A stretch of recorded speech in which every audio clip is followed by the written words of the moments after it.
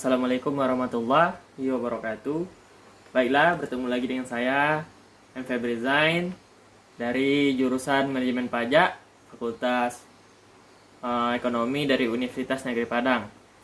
Baiklah, di sini saya akan menyampaikan atau mempresentasikan mengenai apa itu sih pemeriksaan pajak. Di sini saya akan menyampaikan, yaitu yang pertama itu saya akan menyampaikan mengenai definisi pemeriksaan pajak.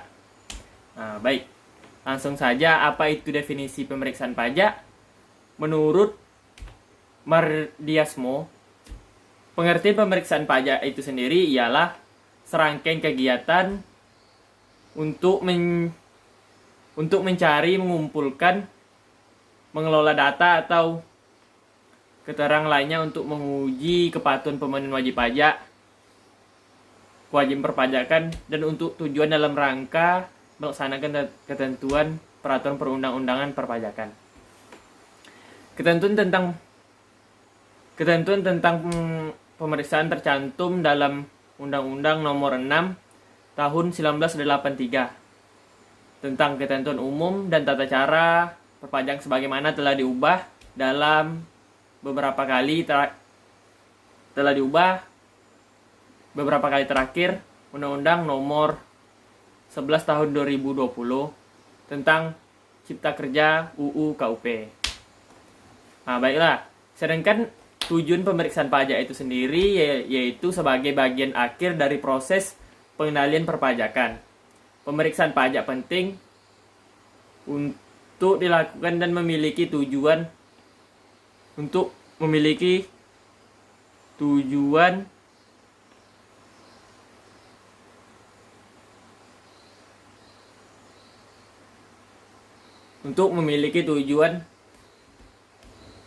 perpajakan.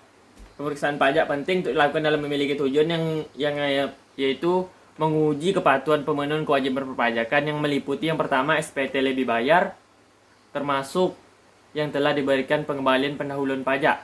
Yang kedua itu SPT rugi. Yang ketiga itu SPT terlambat, yaitu melampaui jangka waktu surat teguran yang disampaikan. Yang keempat itu melakukan penggabungan atau peleburan, pemekaran, likuidasi, pembubaran, atau akan meninggalkan Indonesia untuk selama-lamanya. Dan yang kelima yaitu menyampaikan SPT yang memenuhi kriteria. Dan yang kelima yaitu menyampaikan SPT yang memenuhi kriteria seleksi berdasarkan hasil analisis yang mengindikasikan adanya kewajiban perpajakan wajib pajak yang tidak dipenuhi. Yang selanjutnya itu selain itu pemeriksaan pajak juga memiliki tujuan tambahan yang lainnya, yaitu yang pertama pemberian nomor pokok NPWP secara jabatan, yang kedua penghapusan NPWP, dan yang ketiga yaitu pengukuhan pengusaha kena pajak atau PKP dan pencabutan PKP, dan yang keempat WP harus mengajukan keberatan, dan yang kelima yaitu pengumpulan bahan untuk penyusunan norma penghitungan penghasilan neto, dan yang selanjutnya itu pencocokan data atau alat keterangan, dan yang ketujuh penentuan wajib pajak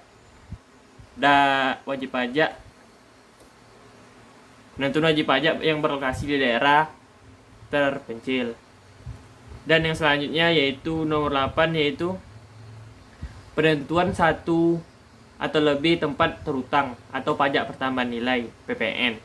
Yang ke-9 pemeriksaan dalam rangka pengenagian pajak, dan yang ke-10 penentuan saat mulai berproduksi sehubungan dengan fasilitas perpajakan.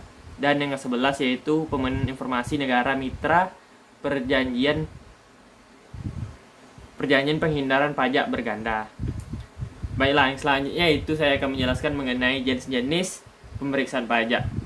Untuk menjamin wajib pajak melakukan kewajiban perpajakan secara benar dan jujur, petugas pajak akan melakukan dua jenis pemeriksaan pajak, yaitu ada pemeriksaan lapangan dan pemeriksaan kantor. Pemeriksaan lapangan itu sendiri dilakukan di tempat tinggal, seperti tempat usaha, tempat kerja, tempat kerja wajib pajak, serta tempat lain yang dianggap perlu dalam pelaksanaan wajib pajak. Diwajibkan untuk yang pertama memperlihatkan buku atau dokumen yang menjadi dasar pembukuan dan dokumen lain yang berhubungan dengan penghasilan kegiatan usaha, pekerjaan bebas, wajib pajak, dan wajib pajak yang diwajibkan. Baiklah, sedangkan pemeriksaan kantor itu sendiri ialah pemeriksaan kantor yang dilakukan di kantor Direktorat Jenderal Pajak atau di kantor pelayanan pajak. Saat pelaksanaannya pemeriksaan kantor wajib pajak diwajibkan untuk yang pertama memenuhi panggilan pemeriksaan sesuai waktu yang ditentukan, dan yang kedua yaitu memperlihatkan buku atau dokumen yang menjadi dasar pembukuan dan dokumen lain, termasuk data yang dikelola secara elektronik ya, yang berhubungan dengan penghasilan kegiatan usaha, pekerjaan wajib pajak atau objek terutang pajak. Dan yang ketiga itu memberi bantuan untuk kelancaran pemeriksaan. Baiklah, hanya itu yang dapat saya sampaikan. Lebih dan kurang saya mohon maaf. Assalamualaikum warahmatullahi wabarakatuh.